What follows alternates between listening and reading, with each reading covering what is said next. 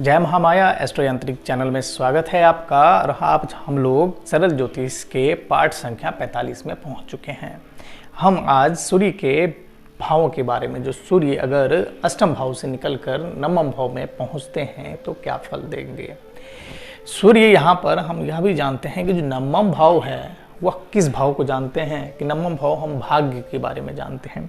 नवम भाव से हम पिता के बारे में जानते हैं कि अगर बच्चा या पिता पर आश्रित है, अर्थात 25 साल तक कह सकते हैं, 25, 24, 23 साल जब तक वह आश्रित है पिता पर, तब तक 25 साल तक मैक्सिमम एज लिमिट है वो 25 साल है, तब तक हम नवम भाव से इसके बारे में बात करेंगे, पिता के बारे में। उसके बाद हम दसम भाव पे जाते हैं।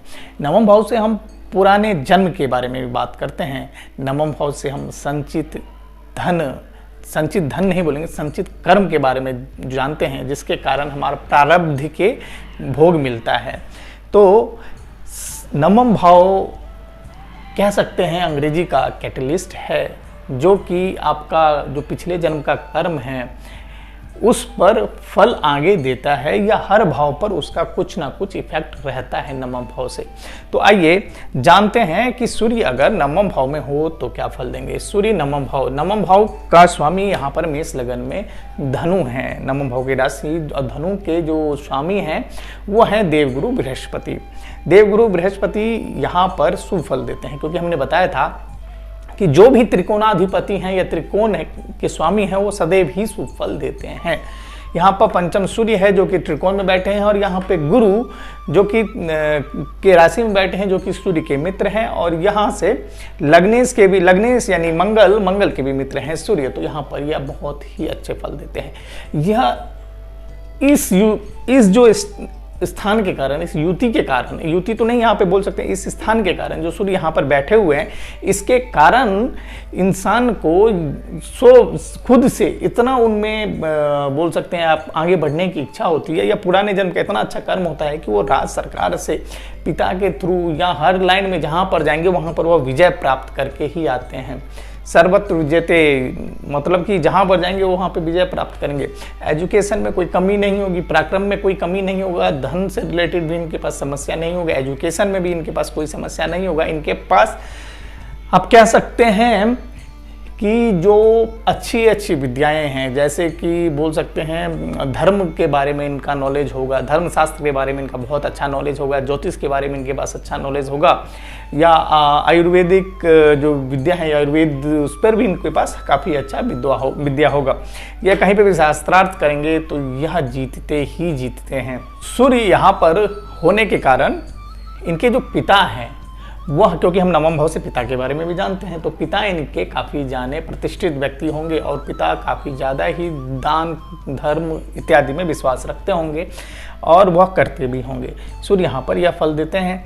और अगर चंद्रमा यहाँ पर आ जाए तो सूर्य और चंद्रमा अमावस्या योग है, जो कि पौष मास में इसका योग का निर्माण होता है, और अप्रॉक्सीमेटली 4 से 6 बजे के आसपास इनका जन्म हो, तो अप्रोक्सीमेटली यहाँ पर ये सूर्य चंद्र एक साथ आते हैं पौष मास में। सूर्य चंद्रमा जो कि चौथे भाव का स्वामी है, और यह किसको देखेगा, यहाँ पे बैठा है, ट्रेन में बैठा है, ये केंद्र का स्वामी भी यहाँ पर बैठे है। तो इसका अर्थ यही है कि माता पिता दोनों की संपत्ति इनको मिलती है, इनके संतान भी अच्छे होते हैं। तो यह चंद्रमा अच्छा फल देता है। यहाँ पर फिर बात करते हैं मंगल। यहाँ पर मंगल की बात करें तो मंगल यहाँ पर लगन का मालिक है, जो कि इसमें बैठे हुए हैं। अगर यहाँ पर गुरु भी आ जाए, त्रिकोण के स्वामी भी आ जाए, तो देखिए जो फर्स्ट लाइन है, जो कि पंचम हाउस का स्वामी यहाँ पे बैठे हैं, भाग में बैठे हैं, भाग में लग्न का भी स्वामी बैठे हुए हैं, और यहाँ पर गुरु भी बैठे हुए हैं। तो इनका जो बोल सकते हैं आपकी, इनको बहुत ज़्यादा फायदा मिलने वाला है। यह गुरु भी अगर बैठ गए तो इनको लाल बत्ती की गाड़ी से कोई भी नहीं रोक सकता। ये आईएएस यानी सिविल सर्विस में टॉप करते हैं, यानी आईएएस जो भी हायर पोस्ट होगा अब उस डिपार्टमेंट में, वहाँ पर इनको जाने से कोई भी नहीं रोकेगा। सूर्य और मंगल में यह फल मिलता है। यहाँ पर अगर बुध आ जाए तो क्या होगा, बुध आने से बुध आदित्य योग का निर्माण होगा, और इनमें तार्किक सत्य बहुत ज़्यादा होगा। यह तर्क के थ्रू ही सब जगह प्रतिष्ठित होंगे, फ्रेंड सर्कल, इनका जो मित्र मंडली है वो काफ़ी ज़्यादा ही ज्ञानवान होंगे या ज्ञानवान के साथ इनका संपर्क होगा और इनके पास सभी तरह की विद्याओं का नॉलेज होगा। फ्रेंड से भी महत्वपूर्ण इनकी बातचीत होगी और व्यापार में के भी यह इच्छुक होंगे। व्यापार का भी योग इन पर निर्भर करता है। अगर गुरु आ जाए तो बताया था यहाँ पे सूर्य गुरु मंगल हो जाते हैं तो यहाँ पर आईएएस लेवल या आईएएस टाइप का तो योग देते हैं, लाल बत्ती का योग तो देते ही हैं और यहाँ पर व्यवसाय का भी योग निर्माण करता है। यहाँ पर पिता जो इनके व्यवसाय, इनके पिता के पास जो व्यवसाय होगा वह भी इनके अधीनस्थ होगा और यहाँ पर गुरु इनको व्यापार से लाभ दिलवाता है। शुक्र यहाँ पर आ जाए तो जो कि शुक्र क्या है, दूसरे और सप्तम भाव का स्वामी है। द्वितीय और सप्तम अर्थात जो इनका विवाह के बाद इनका भाग्य तो बनेगा ही बनेगा, चमकेगा ही चमकेगा, संतान के बाद भी चमकेगा, लेकिन इनका जो विवाह से और संतान से दोनों तरफ से इनकी जो संतुष्टि है वहाँ से कोई समस्या नहीं दिखती हुई यहाँ पर नजर आएगी।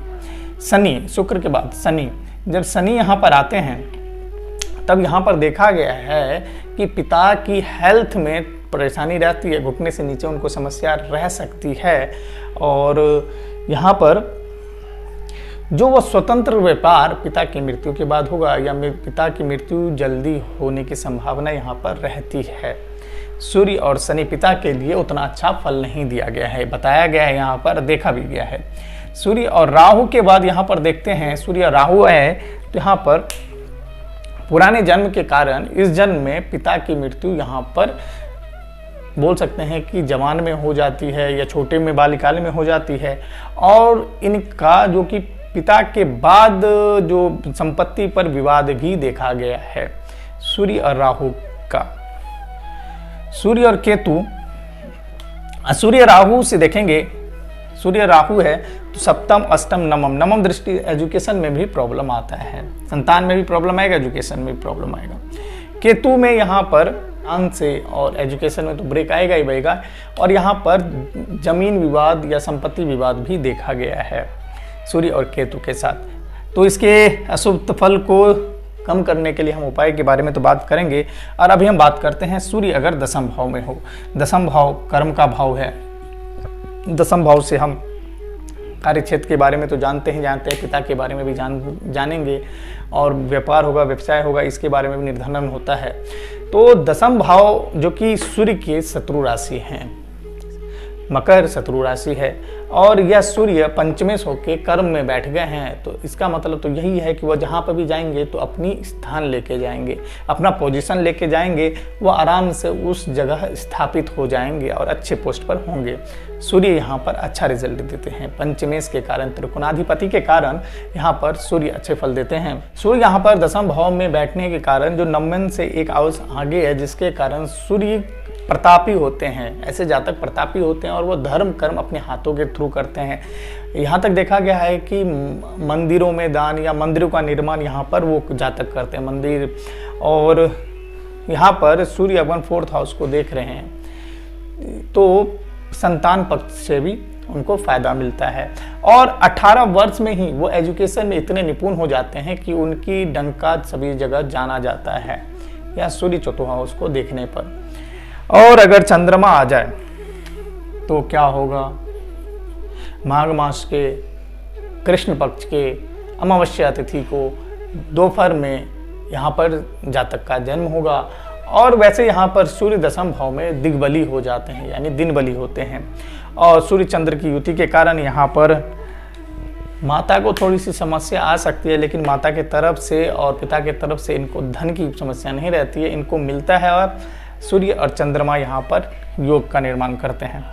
अगर मंगल आ जाए तो मंगल रोचक योग का निर्माण होता है यहाँ पर और जिसके क्योंकि मंगल यहाँ पर उच्च के हो जाते हैं, सूर्य अपने शत्रु राशि में हैं और यह हम जो लग्नेश दसम भाव में चले गए यहाँ पे रोचक योग का निर्माण करता है। ये राजयोग है और यहाँ पर मंगल अपने पराक्रम के कारण यहाँ पे सर्वत्र विजय प्राप्त करते हैं। थोड़े गुस्सैल हो सकते हैं, काम के ये एग्रेसिव हो सकते हैं, बीपी की प्रॉब्लम रहती है पिता को। यहाँ पर सूर्य मंगल के साथ अगर यहाँ पे दसम भाव में शनि भी आ जाए तो जातक वही लाल बत्ती योग, राजयोग का निर्माण होता है, रोचक योग ऐसा ज़बरदस्त होता है कि जातक IPS बनता ही बनता है, नहीं तो राजनेता में या जेल का निरीक्षक भी बनता है, जेल का सुप्रिटेंडेंट भी बनता है। इस तरीके से योग यहाँ पर देखा गया है, सूर्य मंगल शनि हो तो। अगर मंगल की जगह बुध आए, सूर्य बुध आदित्य योग जो तीसरा छठे का माल स्वामी है और सूर्य जो त्रिकोण के खुद स्वामी हैं, बुध आदित्य को बना रहे हैं और यह केंद्र में है। दशम भाव केंद्र के बारे में हमने जाना था, जो कि आप अन्य जो पाठ है वो पढ़ सकते हैं, उसमें जान सकते हैं कि कौन कौन से ग्रह है केंद्र के स्वामी होते हैं, कौन त्रिकोण के स्वामी। अगर वो नहीं समझ रहे हैं आप, तो आपको ये चीज देखने का कोई फर्क नहीं पड़ता है, क्योंकि क्यों यह जो सूर्य है वो क्यों बली होगा, यहाँ पर यह क्यों शुभ फल देगा, तो इसके लिए आपको शुरू से पाठ पढ़ना पड़ेगा, समझना पड़ेगा, तभी आप समझ सकते हैं। अस्तु, सूर्य और बुध यहाँ पर दशम भाव में बुध आदित्य योग का निर्माण कर रहे हैं और बुध जो कि चतुर्थ भाव को सप्तम दृष्टि से देख रहे हैं, तो यहाँ पर सरकार से फायदा दिलवाएगा, माता की संपत्ति देगी, उसे मिलेगा ही मिलेगा, माता से भी फायदा होगा, उसको खेती बाड़ी से भी फायदा होगा। सूर्य बुध की इस युति के कारण मित्र उनके अच्छे होंगे और उनको व्यवसाय के लिए इनका जो माइंड होगा व्यवसाय माइंड भी होगा। उसके बाद जो शुक्र गुरु आते हैं, गुरु नवम भाव के स्वामी हैं, नवम और द्वादश के यहाँ पर अच्छा फल बताया गया है। मेष लगन की कुंडली में गुरु का अगुरु केंद्र में है, त्रिकोण का स्वामी होने के बाद दोनों त्रिकोण यहाँ पर बैठ रहे हैं, यानी गुरु आदित्य योग बन रहा है, यहाँ पर निर्माण हो रहा है। तो यह एक अच्छा योग का निर्माण है। इसके थ्रू जातक का जो संतान है वो काफ़ी ज़्यादा विद्वान होते हैं और यह खुद भी अच्छे विद्वान होते हैं, प्रतिष्ठित लब्धित एक अच्छे पोस्ट पर ये कार्य करते हैं। सूर्य गुरु की युति यहाँ पर राजयोग कारक होता है। गुरु के बाद यहाँ पर शुक्र आते हैं। शुक्र यहाँ पर बताया था आपको, सूर्य सप्तम और द्वितीय भाव का स्वामी है, जिसके कारण यहाँ पर संतान और विवाह से फायदा ही फायदा होता है। सूर्य और शुक्र यहाँ पर अच्छे फल देखे गए हैं। सूर्य और शनि यहाँ पर शश योग का निर्माण कर रहे हैं। यहाँ पर बताया था आपको, अगर मंगल आ जाए तो अच्छा योग का निर्माण, तो अच्छा तो फल मिलेगा ही मिलेगा, IAS IPS लेवल तक तो जाते ही हैं। और शश योग के कारण यहाँ पर जातक को सभी जो कि आपका बोल सकते हैं कि जो प्रॉफिट है, जो कि एक समाज में प्रतिष्ठा है, यहाँ पे मिलेगा, उनको लग्जरियस लाइफ मिलेगी, सब कुछ मिलेगा। व्यवसाय भी स्वतंत्र रूप से चलाएंगे, लेकिन पिता के जाने के बाद, पिता के मृत्यु के बाद इनको काफ़ी ज़्यादा फल मिलता है, ऐसा देखा गया है। उसके बाद राहु आते हैं, सूर्य और राहु सप्तम दृष्टि से तो देख रहा है, पंचम दृष्टि से देखेंगे 1 2 3 4 5, यानी इसमें भी देख रहा है, और नवम दृष्टि से छठे हाउस को देख रहा है। इसका अर्थ यह है, दशम भाव जो कि राज सरकार का भी भाव होता है, सरकार का भाव भी होता है, और वो द्वितीय भाव छठे भाव को देख रहा है, तो इसका अर्थ यही है कि अगर कुछ पैसे के बारे में घपला किया या कुछ प्रॉब्लम हुआ पैसों से रिलेटेड, तो इनको राजदंड भी मिल सकता है। संतान से, विद्या से तो परेशानी राहु और केतु दोनों ही देते हैं। केतु देखेंगे फिर से वही चीज़, पंचम भाव से ये सेकेंड हाउस, सप्तम से ये एजुकेशन, स्टार्टिंग में एजुकेशन में पिता के कारण, परेशानी के कारण वो स्टार्टिंग एजुकेशन नहीं हो पाता ऐसे ढंग से, बीच का एजुकेशन भी उतना ज़्यादा ठीक ढंग से नहीं हो, लेकिन वो बंदे कर लेते हैं। लेकिन इनको दंड या बोल सकते हैं सरकार के जो सरकारी तंत्र लोग हैं उनके थ्रू इनको अच्छा फल नहीं मिलता है। उनके लिए सरकारी जो एम्प्लॉय हैं उनके साथ इनका व्यवहार अच्छा रहना चाहिए। सूर्य केतु के साथ हम देखें कि किस प्रकार से नवम और दशम भाव में सूर्य फल देता है और कौन से ग्रह के कारण अशुभ फल मिल रहा है। अगर अशुभ फल मिल रहा है तो आप उसको उपाय करके उसके जो अशुभता वाला फल है उसको थोड़ा शुभ कर सकते हैं। तो अगर नवम भाव में सूर्य अशुभ फल दे रहा है तो क्या करना चाहिए? एक, हमें पिता की सेवा करनी चाहिए, अपने आप सूर्य अच्छा फल देंगे। दूसरा, नवम भाव पीतल के बर्तन का प्रयोग करना चाहिए, अपने आप अच्छा होगा। तृतीया, भोजन का भोग अग्नि को देना चाहिए। चौथा, आदित्य हृदय स्तोत्र का पाठ करना चाहिए। और पांचवा, जातक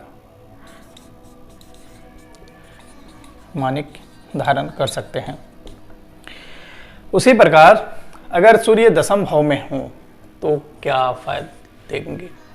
दशम भाव में हैं तो सबसे पहले उनको बुजुर्गों की सेवा करनी चाहिए।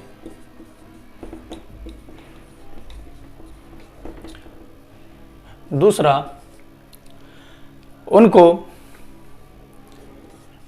नीला और काला रंग से परहेज त्यागना चाहिए इनको।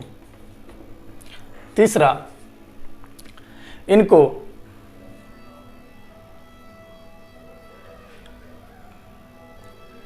भी सूर्य आदित्य हृदय का पाठ सरकार से फायदा दिलवाएगा।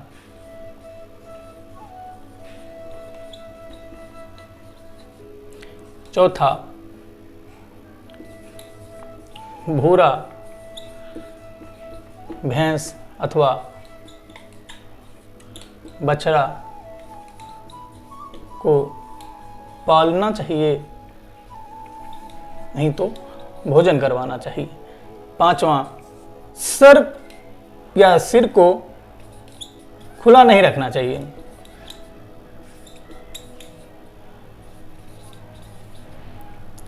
अगर सिर खुला है तो दशम भाव में तो अहंकार बढ़ जाता है, अहंकार से गलत मार्ग पर जाए जाते हैं। तो इसलिए सिर पर खुला नहीं छोड़ना चाहिए, कपड़े रख लेना चाहिए, नहीं तो शिखा रखनी चाहिए। दशम भाव का यह उपाय है। या हमारे सूर्य के जो अशुभ फल हैं उसको शुभ फल में बनाने के लिए या अशुभता को कम करने के लिए है। और यह मेष लगन में फल है सूर्य का, नवम और दशम भाव में। तो आशा करता हूँ कि यह पाठ आपको सरलता से समझ आ गया होगा।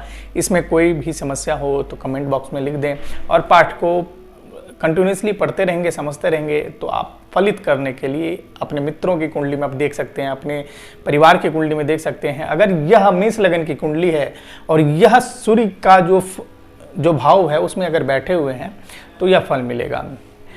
और यह पाठ 45 यहाँ पे ख़त्म होता है। और आप लोगों के लिए सोच रहे हैं कि इसके अलावा हम कोई प्रश्न हो आपका, तो वो प्रश्न कमेंट बॉक्स में लिखिए और अपना जन्म तिथि, जन्म समय और जन्म स्थान भी लिख दीजिए। मैं एक हफ्ते में 1 या 2 वीडियो ऐसे लेके आऊँगा जिसमें उन सभी कुंडली का समावेश करके फलित किया जाए। और तब तक के लिए आप लोग जुड़े रहें, चैनल को सब्सक्राइब करते रहें। लिंक अगर पसंद आए तो आप शेयर कर सकते हैं। तब तक के लिए धन्यवाद।